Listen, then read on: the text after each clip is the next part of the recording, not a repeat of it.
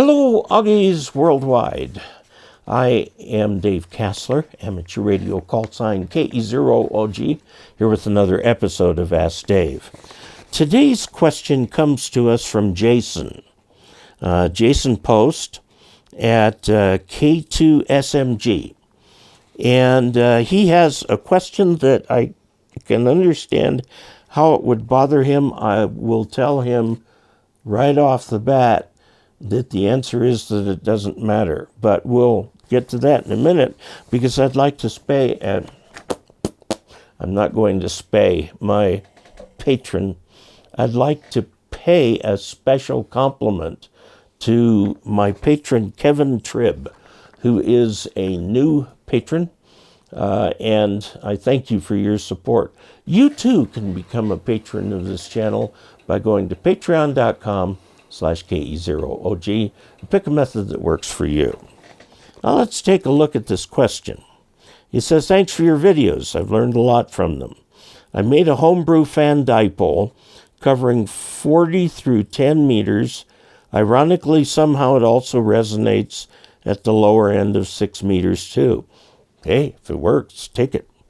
The maximum SWR is 1.5 to 1 at both 20 feet, which would be the center the center height, or 36 feet. I'd go for the 36 feet if you can. My question is, in the inverted V formation, which way is better to mount this antenna? Vertical, meaning having the conductors above and below each other, or horizontal, having the conductors side by side? Well, as I mentioned, it doesn't matter. Let me show you what he is asking here. Okay, so the classic way that you make a fan dipole, and you're going to make it an inverted V, you've just got wires like this. Now, you can do this a variety of ways. If this is the center looking for from above, you can put one out this way, one out this way, one out this way, and so on. That works. You can also run them next to each other. So in the center, you've got this coming out and hanging underneath with some insulators. This is how Alpha Delta does it. And the next one down here, hanging via some inductors. That works too. And so I don't know how you've built it, but I'm assuming you're building it in the classic manner as an inverted V with the wires, the other antenna wires somewhat underneath that, okay? You can do that. Let's look at that from the top. Looks like a single line, okay? Now, he's asking, what happens if he takes this right here, this is pointing up, and he moves it so that it's pointing, say, to the west. And so he's got his antennas like this going out to the west. Okay? Rather than having them fall like that. And the answer is yes, you can do that. I'm not sure how you do that unless you tie these down. It's not going to perform really significantly different, and not even significantly different. I would say that it would be hard to tell the difference if you did a side-by-side test. So go ahead and run them whatever way works for you. There's no official design bureau that says you have to do it a certain way.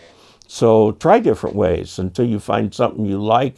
The easiest way to do it is to put that antenna out there, kind of connect your other lines underneath it.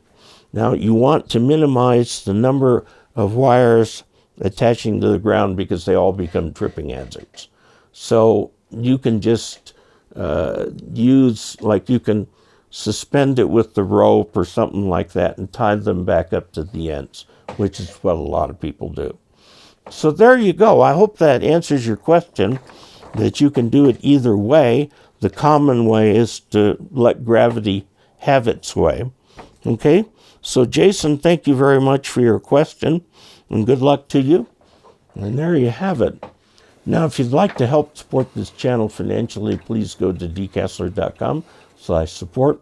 If you would like to contact me, please, if you are a patron, which I recommend, use the special messaging feature in Patreon to get a hold of me. That gets to me, and I usually give those first priority. Second, send an email to askdave@arrl.org. That's a regular email, so you can attach pictures and so on, which you can't do with the messaging app and Patreon. The other thing you can do is write to me at Dave Kassler, KE0OG, P.O. Box 98, Ridgeway, Colorado, 81432. And so there you have it. Until we next meet, 73.